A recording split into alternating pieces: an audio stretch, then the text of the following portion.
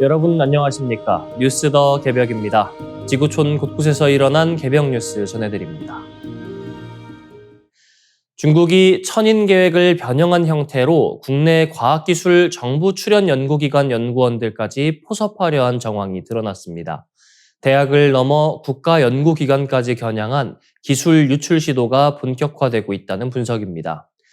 국가과학기술연구회 자료에 따르면 지난해 초 한국기초과학지원연구원, 한국재료연구원, 한국과학기술정보연구원, 국가독성과학연구소 등 주요 출연한 연구자 수백 명이 천인계획 관련 포섭 메일을 받은 것으로 확인됐습니다. 메일 제목은 중국의 뛰어난 과학자 펀드 초청, 혁신인재 프로젝트 참가 요청 등으로 위장돼 있었으며 천fb.com, 천탈렌트.온라인 등 천인 계획을 연상시키는 도메인을 사용했습니다. 연구기관별로 수백 통이 발송됐지만 실제 전체 규모는 훨씬 더 클 것으로 추정됩니다. 국가정보원은 천인 계획은 단순한 인재 유치 프로그램이 아니라 해외 핵심 기술을 확보하기 위한 국가 차원의 전략적 포섭 공정이라고 경고했습니다. 이 천인 계획은 2008년 중국 정부가 해외 과학기술 인력을 대규모로 영입하기 위해 시작한 프로젝트로 미국, 유럽 등에서도 기술 유출 논란을 불러왔습니다. 출연연들의 조사 결과 스팸 차단 시스템이 상당수 메일을 걸러냈지만 일부 연구자는 해당 메일을 열람하거나 클릭한 것으로 나타났습니다. 이에 기관들은 도메인 차단 및 보안 교육을 강화했지만 최근 중국 측은 명칭을 바꾸고 개별 접근 방식으로 전략을 전환했습니다. 특히 출장이나 국제학회 초청을 가장한 접근이 늘고 있습니다.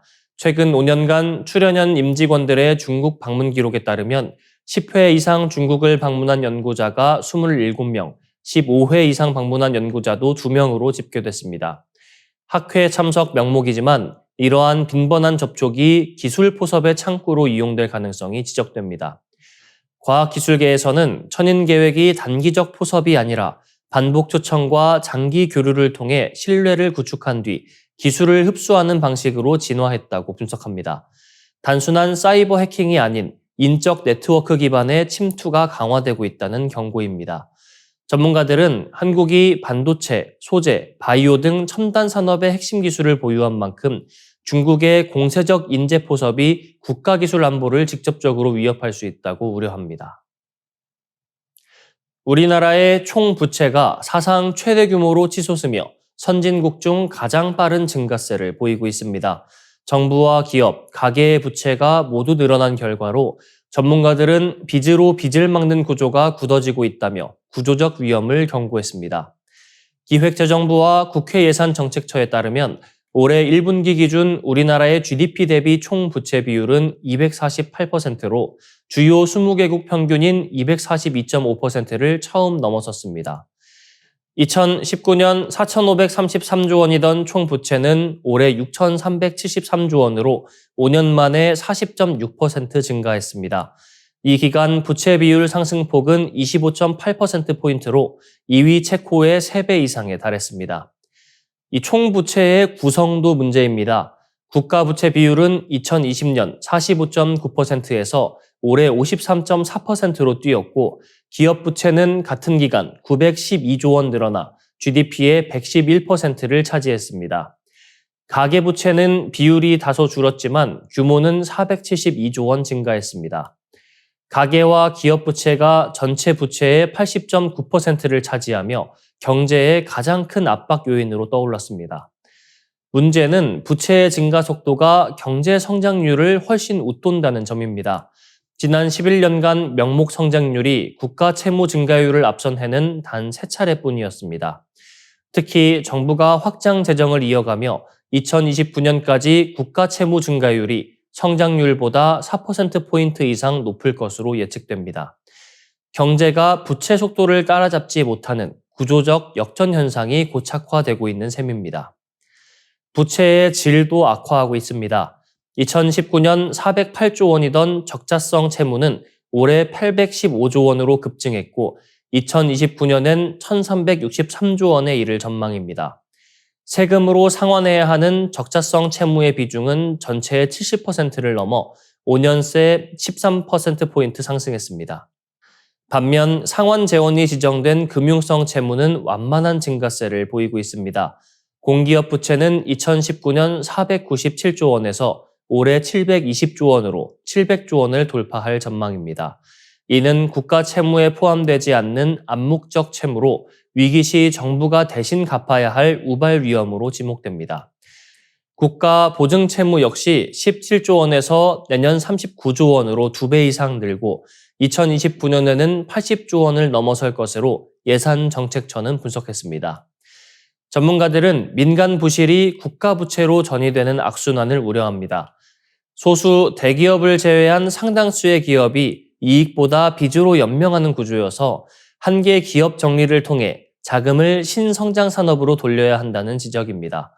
정부는 대규모 투자펀드 조성과 확장 재정 정책으로 성장 동력을 확보하겠다는 입장이지만 총 부채가 GDP의 2.5배에 달한 상황에서 지속 가능한 부채 관리 체계 마련이 시급하다는 지적이 커지고 있습니다. 교황청이 성모 마리아를 공동 구세주로 부르는 표현을 공식적으로 금지했습니다. 수백 년간 이어져 온 신학 논쟁의 종지부를 찍는 결정입니다. 가톨릭 뉴스 에이전시에 따르면 교황청 신앙교리부는 성모 마리아는 예수를 낳음으로써 인류 구원의 문을 연 존재이지만 구원의 주체는 오직 예수 그리스도 한 분뿐이라고 명시했습니다. 이에 따라 공동 구세주 대신 하느님의 어머니, 신과 인류의 중재자 등 다른 표현을 사용할 것을 권장했습니다. 이번 방침은 지난 10월 7일 교황 레오 14세가 승인한 새 교령에 따른 것입니다. 이 교령에는 마리아의 역할은 구속의 통로를 여는 데 있었으나 구원의 본질적 행위는 예수에게 속한다는 문구가 포함되어 있습니다. 신앙교리부 장관 빅토르 마누엘 페르난데스 추기경이 공식 서명하며 공표했습니다. 마리아를 공동 구세주로 부를 수 있는지 여부는 가톨릭 내부에서 오랜 논쟁거리였습니다. 찬성 측은 마리아가 예수의 사역에 동참해 인류 구원에 협력했다고 주장했지만 반대 측은 이 칭호가 예수의 유일한 구원 사역을 흐리고 다른 교파와의 일치를 어렵게 한다고 비판해왔습니다. 역대 교황들 간에도 의견이 갈렸습니다. 프란치스코 전 교황은 공동 구세주라는 칭호를 강하게 반대했습니다. 베네딕토 전 교황 역시 같은 입장을 견지했습니다. 반면 요한 바오로 2세 전 교황은 한때 이를 지지했지만 교황청 신앙교리부의 반대 기류가 강해지자 1990년대 중반 이후 공개 석상에서 해당 용어 사용을 중단했습니다. 페르난데스 추기경은 이번 결정에 대해 일부 신자들에게는 달갑지 않을 수 있다면서도 마리아 공경의 중요성을 과도하게 높이거나 반대로 무시하는 양극단을 피하기 위한 조치라고 설명했습니다. 이어 대다수 신자에게 본질적이지 않은 논쟁으로 신앙을 복잡하게 만들지 않으면서 마리아에 대한 사랑과 신앙의 균형을 지키려는 것이 목적이라고 밝혔습니다. 이번 지침으로 공동 구세주 논쟁은 사실상 종결됐습니다. 교황청은 앞으로도 성모 마리아는 구세주의 어머니이며 신과 인간 사이의 중재자라는 기존 교리를 중심으로 신앙 교육을 강화할 방침입니다. 미국 자본주의의 심장부로 불리는 뉴욕에서 민주사회주의자 시장이 탄생했습니다. 민주당 후보이자 뉴욕주 하원 의원인 조란 맘다니가 무소속 앤드루 쿠오모 전 뉴욕 주지사를 누르고 제110대 뉴욕시장에 당선됐습니다. 4년의 짧은 정치 경력에도 불구하고 진보적 에너지와 대중적 호소력으로 뉴욕의 새로운 실험을 예고했다는 평가가 나옵니다. 뉴욕시는 이번 선거에서 200만 명 이상이 투표해 1969년 이후 최다 투표 기록을 세웠습니다. 민주사회주의는 민주주의 절차 속에서 자본주의를 사회주의로 점진적으로 전환하려는 정치 이념입니다. 생산수단의 사회적 소유를 지향하되 일당제나 독재를 거부하고 의회 민주주의와 법치주의를 중시합니다. 정치적으로는 민주주의, 경제적으로는 사회주의를 결합한 체제라 할 수 있습니다. 우간다에서 태어나 7살 때 부모를 따라 미국으로 이주한 맘다니는 부유한 환경에서 성장했습니다. 그는 퀸스의 비영리 단체에서 일하며 주택 압류 위기에 처한 서민을 돕는 경험을 통해 조직화의 힘과 변화를 만드는 법을 배웠다고 회상했습니다. 이후 2020년 뉴욕주 하원 의원에 당선되며 정치에 입문했습니다. 맘다니의 승리는 현장 정치의 승리로 평가됩니다. 그는 트럼프 대통령 당선 직후 브롱크스와 퀸스를 직접 돌며 왜 트럼프를 지지했는가를 묻고 시민들의 삶의 문제를 들었습니다. 높은 생활비, 주거난, 중동 분쟁에 대한 분노 등이 유권자들의 핵심 관심사임을 파악했습니다. 그는 이를 공약으로 반영하며 시민과의 거리를 좁혔습니다. 특히 그는 SNS를 적극 활용했습니다. 양복 차림으로 겨울바다에 뛰어드는 퍼포먼스, 푸드트럭 위에서 시민과 대화하는 영상은 젊은 세대의 폭발적 호응을 이끌어냈습니다. 전통 정치인에게서 보기 어려운 진정성과 유머가 뉴욕의 다문화 청년층을 사로잡았습니다. 맘다니의 공약은 생활비 절감에 초점을 맞췄습니다. 임대료 동결, 버스 요금 폐지, 시소유 식료품점 설립, 무상 보육 등입니다. 그는 고소득층 대상 부유세와 최고 법인세율 인상으로 재원을 확보하겠다는 입장입니다.